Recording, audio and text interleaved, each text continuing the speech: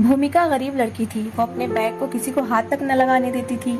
अमीर लड़कियां हर वक्त उसका मजाक उड़ाती रहती। एक दिन जब क्लास की लड़की डॉली का 1,000 का नोट चोरी हुआ तो मैम ने सभी बच्चों के बैग चेक किए, मगर भूमिका बैग को सीने से लगाकर बोली कि मैं बैग नहीं दिखाऊंगी।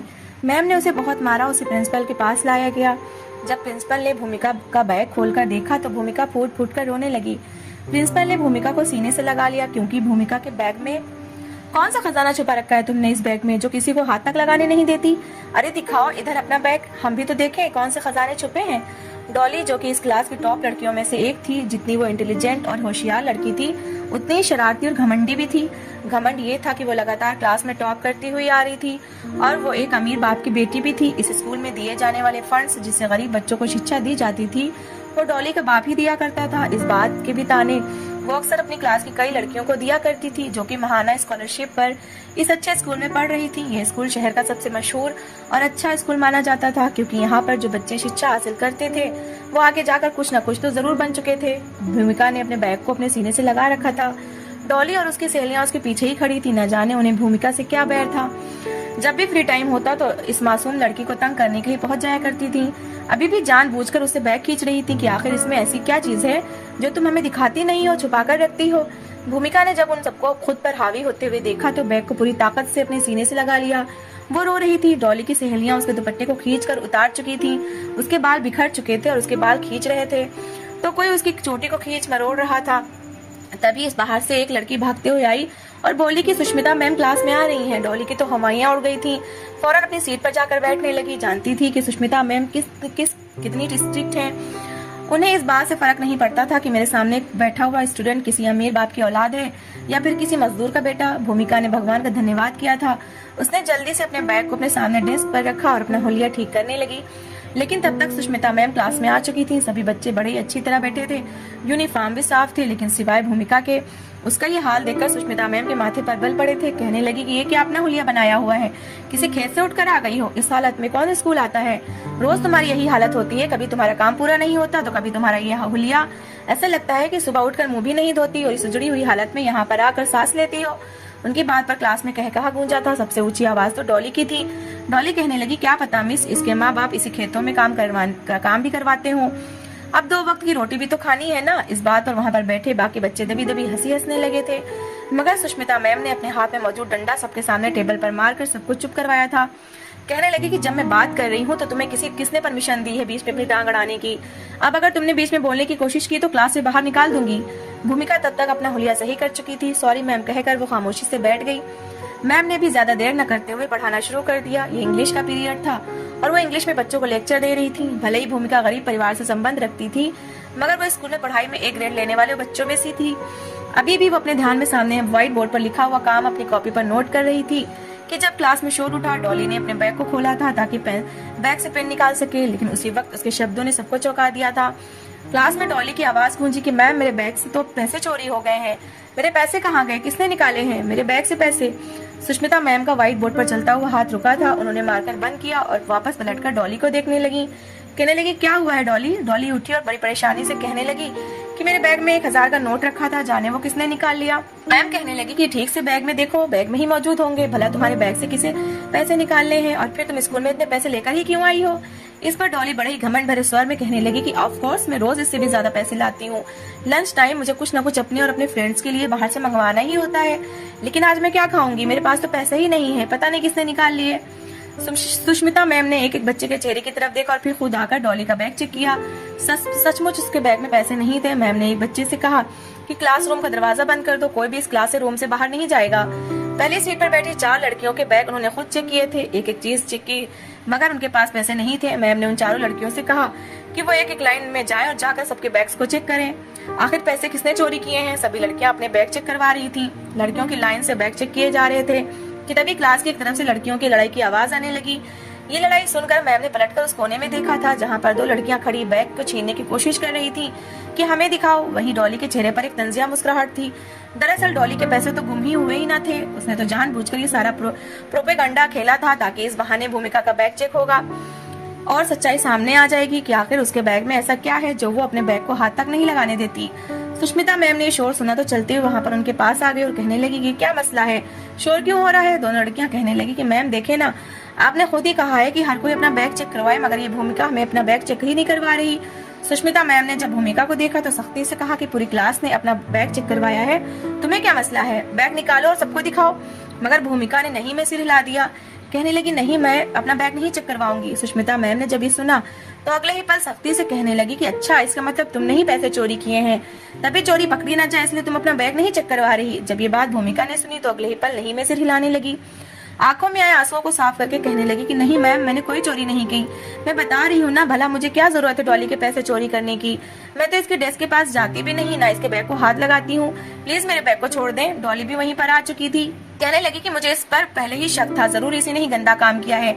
एक तो ये गरीब नीच लड़की हमारे टुकड़ों पर पलने वाली, इसकी तो इतनी औकात ही नहीं है जो इस स्कूल में पढ़ सके, और ऊपर से यहाँ पर हम अमीर लोगों के बैग से चोरियां भी करती फिरती है। डॉली के शब्द सुनकर भूमिका पहले से भी ज्यादा रोने लगी थी, मगर अपने बैग को अपने सीने से लगाकर कहने लगी कि मैंने चोरी नहीं की, क्या तुम्हें समझ नहीं आ रहा, मैं अपना बैग तुम लोगों को नहीं चेक करवाऊंगी। सुष्मिता मैम ने जब ये देखा तो बजाय डॉली को मना करने के वो भूमिका के मुंह पर एक झन्नाटेदार थप्पड़ लगा चुकी थी। कहने लगी कि एक तो चोरी करती हो, ऊपर से जबान भी चलाती हो, दिखाओ अपना बैग मुझे, वरना मैं तुम्हारा बहुत बुरा हाल करूंगी। सुष्मिता मैम बड़ी जाहिलाना अंदाज में बोल रही थी, किसी टीचर को इस तरह बच्चों के साथ बोलना शोभा नहीं देता। जैसा कि उस वक्त सुष्मिता मैम अपने स्टूडेंट से बात कर रही थी, मगर भूमिका कहने लगी कि कुछ भी हो जाए मैं अपना बैग किसी भी हाल में आपको नहीं दिखा सकती।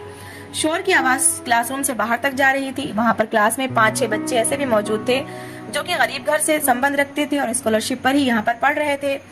जब उन्होंने मामले को हाथ से निकलते देखा और भूमिका को मैम से मार खाते देखा तो उनसे रहा न गया, वो बड़े ही ध्यान से क्लास से बाहर निकल गईं और जाकर स्कूल के प्रिंसिपल को खबर कर दिया। जैसे स्कूल के प्रिंसिपल तक ये खबर पहुंची तो कुछ देर बाद वहाँ पर वाइस प्रिंसिपल रागनी मैडम आ चुकी थी।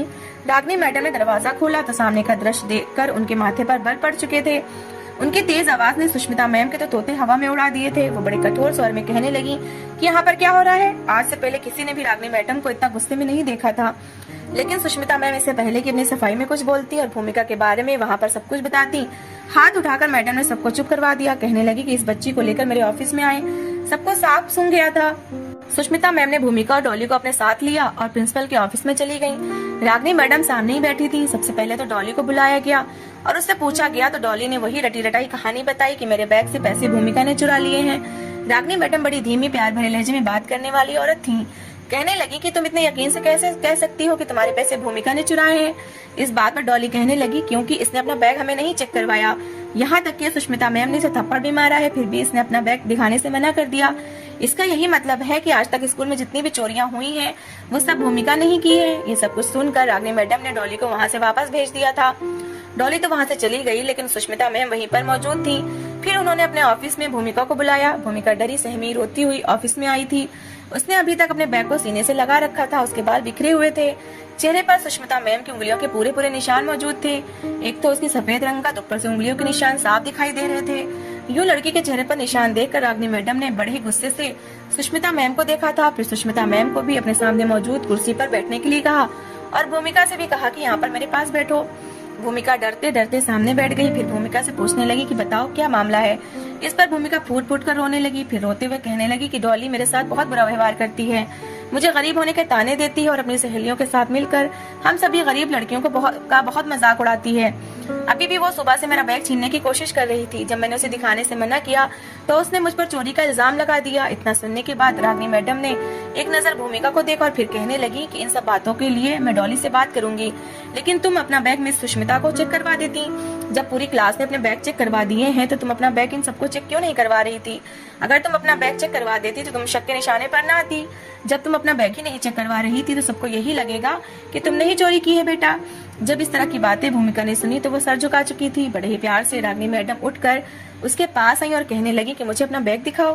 भूमिका ने पहले तो नहीं में से हिलाया, लेकिन फिर कहने लगी कि आप किसी को बताएंगे तो नहीं। रागनी मैडम ने बड़े ही प्यार से भूमिका के सर पर हाथ रखा, कहने लगी कि नहीं तुम मुझे दिखाओ, मैं इस बैग में क्या है।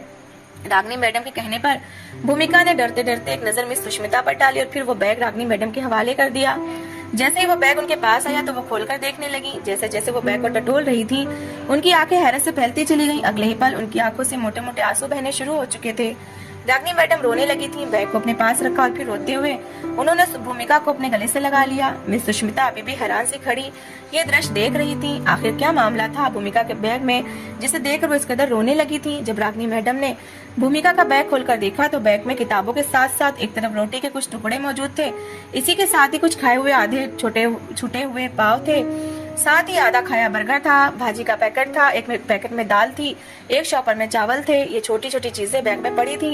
ये सब देखकर कहीं न कहीं कुछ न कुछ रागिनी मैडम समझ चुकी थी कि आखिर मामला क्या है। ये सब कुछ देखकर उनसे रहा न गया तो भूमिका को अपने सीने से लगा लिया, रोते हुए अपने पास बिठाते हुए कहने लगी कि ये सब कुछ क्या है, मुझे पूरी बात बताओ।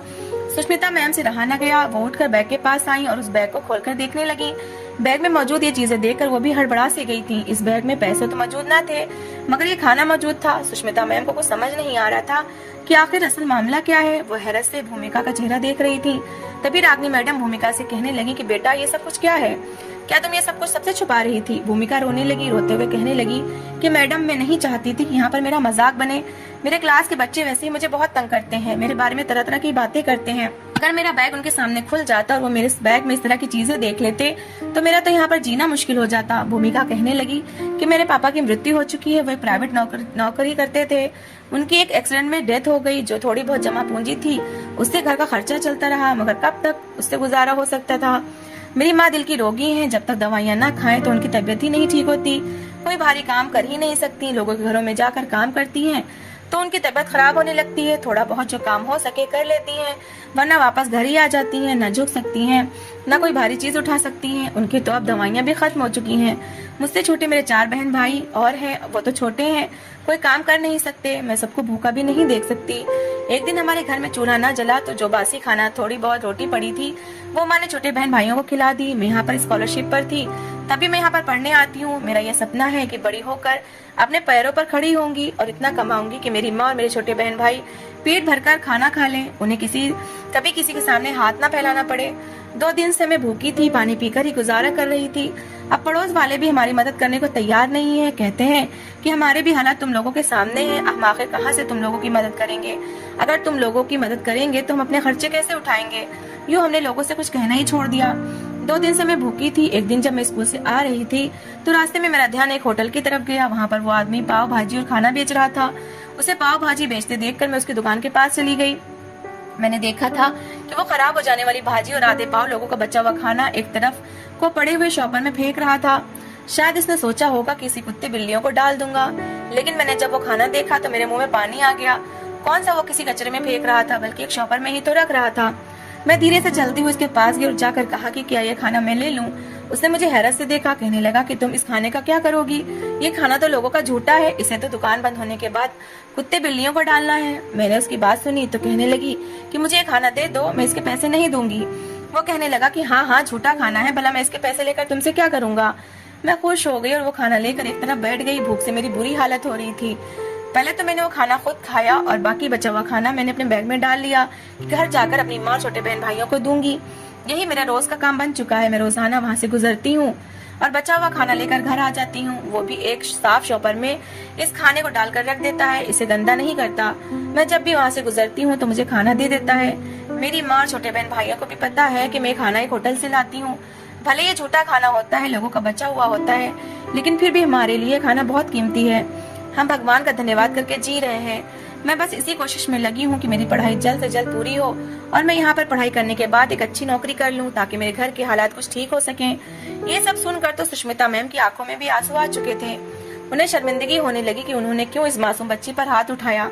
कहानी का रुख तो कुछ और भी हो सकता था, फिर क्यों वो इतनी सख्त बनी रही और इस मासूम बच्ची को मारती रही। रागिनी मैडम ने मुस्कुराकर भूमिका की हिम्मत बंधाई और कहा कि 100 में से सिर्फ 5% ऐसे बच्चे होते हैं जो पढ़ाई की खातिर इतनी मुश्किल उठाते हैं। भगवान तुम्हें एक न एक दिन जरूर कामयाब करेगा और मैं तुम्हारी हर मुमकिन मदद करूंगी। ऐसा कहने के बाद भूमिका वहाँ से जा चुकी थी, लेकिन सुष्मिता मैम और रागिनी मैडम कितनी देर भूमिका और उसकी माँ के बारे में कुछ सोचती रही। उनके घर के खर्चे बड़े ही मुश्किल से चल रहे थे।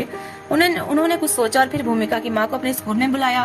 वो थोड़ी बहुत पढ़ी लिखी तो थी। रागिनी मैडम ने उनके जिम्मे काम लगाया कि वह स्कूल शुरू होते ही सारी क्लास के पास जाकर रजिस्टर पर अटेंडेंस लगवाया करेंगी। जो भी टीचर छुट्टी पर हो गई उसके बारे में आकर वो मैडम को बताएंगी। उन्हें सैलरी दी जाएगी। छोटे मोटे काम उनके जिम्मे किए गए जिससे वो अपनी सेहत का भी ख्याल रख सकती थी और ईमानदारी से भी कमा सकती थी। डॉली जैसे बच्चे को जो कभी भूमिका और उस जैसे बच्चों का मजाक उड़ाया करते थे, बाकायदा स्कूल में एक ऐसा फंक्शन रखा गया जहाँ पर भूमिका जैसे बच्चों और उनके माँ बाप को हीरो बताया गया, उपहार दिए गया और ये बताया गया कि हमारी नजर में बच्चे अमीर हो या गरीब, हमारी नजर में सब बराबर हैं। हम गलत से नहीं बल्कि शिक्षा से लगन के हिसाब से बच्चों को तोला करते हैं। धीरे धीरे बच्चों का व्यवहार भूमिका के साथ कुछ ठीक तो हो चुका था, लेकिन फिर भी जिसकी जो परवरिश थी वो दिखाता भी था। धीरे धीरे वक्त गुजरने लगा और एक वक्त वो भी आया जब भूमिका डॉक्टर बन चुकी थी। उसने न सिर्फ अपनी एजुकेशन जारी रखी थी बल्कि अपने छोटे बहन भाइयों को भी शिक्षा दिलवाई थी और आज वो गर्व से कहती थी। बाकायदा इस फंक्शन में उसने उस होटल वाले को भी बुलाया था जिसने भूखे रहने पर भूमिका की बहुत मदद की थी, मुफ्त में उसे खाना दिया था। अगर वो ना होता तो शायद आज भूमिका भी यहाँ ना होती। इस सफर में जिसने उसका साथ दिया था उसने सबको बुलाकर उनका धन्यवाद किया, क्योंकि वो इन सब के बगैर यहाँ तक नहीं पहुँच सकती थी। वो वाकई उन लड़कियों में के लिए मिसाल बन चुकी थी जो कहती थी कि हम ये नहीं कर सकते। तो दोस्तों, इस कहानी को लेकर आपकी क्या राय है कमेंट बॉक्स में जरूर बताएं, और अगर कहानी अच्छी लगी हो तो प्लीज लाइक करें। अगर आपने हमारे चैनल को अभी तक सब्सक्राइब नहीं किया तो जरूर कर लीजिए। तो मिलते हैं ऐसी एक मोटिवेशनल कहानी।